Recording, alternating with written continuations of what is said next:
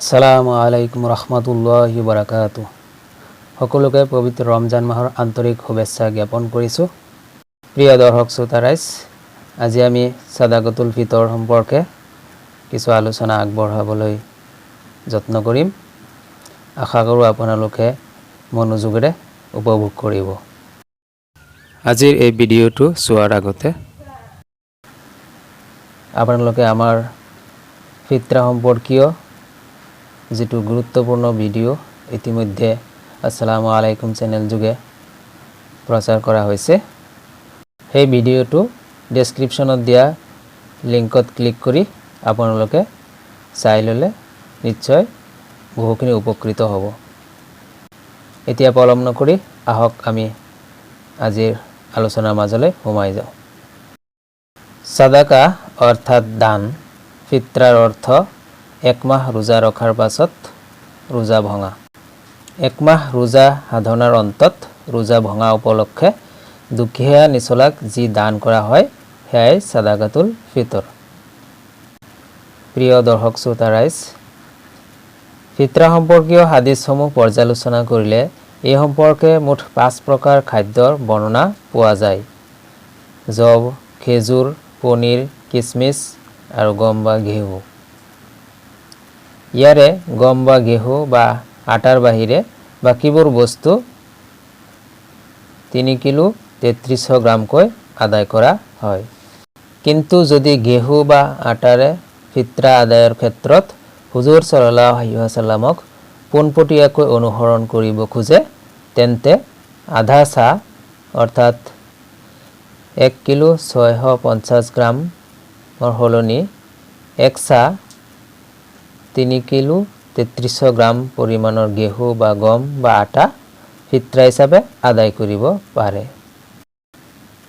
উল্লেখ্য যে হুজুৰ সাল্লাল্লাহু আলাইহি ওয়াসাল্লামৰ সময়ত অৰ্ধ সা পৰিমাণৰ ঘেহু বা গমেৰে ফিতৰা আদায়ৰ কোনো নজিৰ পোৱা নাযায়।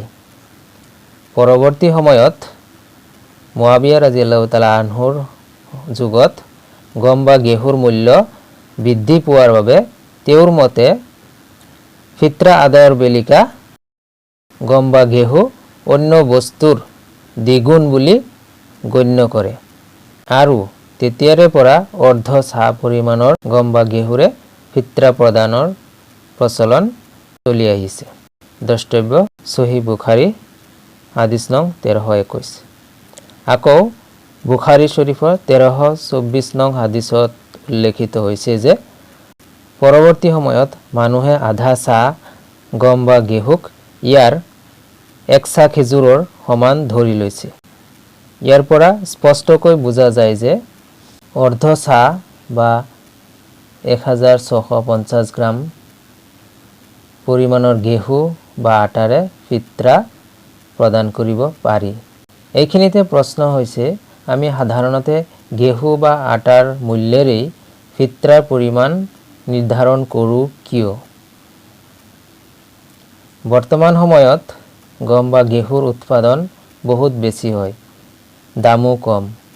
কিন্তু এইটো যিহেতু আধা বা অৰ্ধেক সা 1 কেজি 650 গ্ৰাম দিলেই হয়, সেয়ে আমি চতুৰালি বা চালাকি কৰি গম বা ঘেহুৰ দামেৰেই ফিতৰাৰ হিচাপ কৰি লওঁ। কিন্তু এয়া কিমান দূৰ যুক্তিসন্মত নিজেই ভাবক। এতিয়া যিহেতু খেজুৰৰ তুলনাত ঘেহুৰ মূল্য কম, গতিকে সম্পূৰ্ণ 1 সা পৰিমাণৰ গম বা ঘেহু বা আটা ফিতৰা হিচাপে প্ৰদান কৰিব পাৰি। প্ৰিয় ভিউৱাৰ্ছ, আপোনালোকে জানি সুখী হ'ব যে সাহাবীসকলে খেজুৰেৰে ফিতৰা দি ভাল পাইছিল। হুজুৰ সাল্লাল্লাহু আলাইহি ওয়াসাল্লামে সাধ্যানুযায়ী সবাতোকৈ ভাল বস্তুৰে ফিতৰা আদায় কৰিছিল। আল্লাহ তাআলাই কুৰানতো দান কৰাৰ সময়ত উত্তম বস্তুসমূহেৰে দান কৰাত উৎসাহ দিছে। গতিকে আমাৰ উচিত উক্ত 5 ধৰণৰ খাদ্য বস্তুৰ মাজৰ পৰা নিজৰ সাধ্য অনুযায়ী যিটোৰে ফিতৰা দিয়াত সমৰ্থৱান হওঁ সেইটোৰেই ফিতৰা আদায় কৰা। ধনী গৰীব সকলোৱে গড়ে 50 বা 60 বা 70 টকাৰে একে হাৰত সৰ্বনিম্ন ফিত্ৰা আদায় কৰাৰ সংস্কৃতিৰ পৰা আমি ওলাই অহা উচিত। আল্লাহ তাআলাই আমাৰ সকলোকে ভোগবাদী মানসিকতাৰ পৰা ওলাই আহি দান কৰাৰ মানসিকতা গঢ়ি তোলাৰ তৌফিক দান কৰক। আমিন। দৰ্শক শ্ৰোতা ৰাইজ, ইছলামী ফাউণ্ডেশ্যন বাংলাদেশৰ পৰা প্ৰতি বছৰে ফিত্ৰাৰ সৰ্বনিম্ন আৰু সৰ্বোচ্চ পৰিমাণ নিৰ্ধাৰণ কৰি দিয়া হয়। ই এটা অতিশয় প্ৰশংসনীয় পদক্ষেপ। আলিম সমাজে ইয়াক আদৰি লৈছে। সেই অনুসৰি 2020 বৰ্ষত বাংলাদেশত গাইপতি ফিত্ৰা আদায়ৰ বাবে সৰ্বোচ্চ পৰিমাণ 2200 টকা আৰু সৰ্বনিম্ন পৰিমাণ 70 টকা নিৰ্ধাৰণ কৰি দিছে। সেই মৰ্মে 3300 গ্ৰাম পৰিমাণৰ জবৰ মূল্য 270 টকা, 3300 গ্ৰাম কিচমিচৰ মূল্য 1500 টকা, 3300 গ্ৰাম খেজুৰৰ মূল্য 1650 টকা আৰু 1650 গ্ৰাম আটা বা গমৰ মূল্য 70 টকা নিৰ্ধাৰণ কৰি দিয়া পৰিলক্ষিত হৈছে। কিন্তু দুৰ্ভাগ্যবশতঃ আমাৰ দেশ বা ৰাজ্যত কেৱল ঘেঁহু বা আটাৰে ফিত্ৰাৰ সৰ্বনিম্ন হিচাপহে প্ৰচাৰ কৰা হয়। ফিত্ৰাৰ সৰ্বোচ্চ পৰিমাণ নিৰ্ধাৰণ কৰি দিয়া দেখা নাপাওঁ।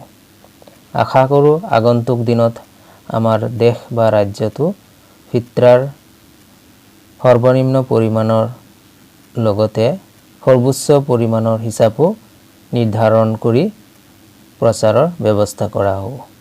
প্ৰিয় দৰ্শক শ্ৰোতা ৰাইজ, ডেছক্ৰিপশ্যনত দিয়া লিংক যোগে আপোনালোকে ফিত্ৰা সম্পৰ্কে যিটো ভিডিঅ' ইতিমধ্যে চাইছে, সেই ভিডিঅ'টোত আপোনালোকে নিশ্চয় গম পাইছেই যে খাদ্যবস্তুৰে ফিত্ৰা আদায়ৰ ক্ষেত্ৰত হুজুৰ সাল্লাল্লাহু আলাইহি ওয়াসাল্লামে নজিৰ প্ৰদৰ্শন কৰি গৈছে আৰু বিকল্প হিচাপে খাদ্যবস্তুৰ মূল্য প্ৰদান কৰিও ফিত্ৰা আদায় কৰাত বাধা নাই। গতিকে আমিও ৰাসূলুল্লাহ সাল্লাল্লাহু আলাইহি ওয়াসাল্লামৰ অনুসৰণ কৰি পৰাপক্ষত খাদ্যবস্তুৰেই ফিত্ৰা আদায়ৰ কাৰণে ব্যৱস্থা গ্ৰহণ কৰা উচিত। প্ৰিয় দৰ্শক শ্ৰোতা ৰাইজ, শেষত আপোনালোকলৈ আমাৰ এটা বিশেষ অনুৰোধ যে আপোনালোকৰ মনত ফিত্ৰা সম্পৰ্কীয় যদি কিবা খুদনি আছে, আপোনালোকে উলামায়ে কেৰামৰ পৰামৰ্শ গ্ৰহণ কৰে যেন। আল্লাহ তাআলাই আমাৰ সকলোকে বিশুদ্ধ ৰূপত ফিত্ৰা আদায় কৰাৰ তৌফিক প্ৰদান কৰক। লগতে আল্লাহ তাআলাই আমাৰ সকলোৰে সহায়ৰ হাত বৃদ্ধি কৰক। এই দুৱা প্ৰাৰ্থনাৰে আজিৰ ফিত্ৰা সম্পৰ্কীয় আলোচনাৰ ভিডিঅ'টো ইমানতে সমাপ্ত কৰিছোঁ। আসসালামু আলাইকুম ওয়া ৰাহমাতুল্লাহি ওয়া বাৰাকাতুহু।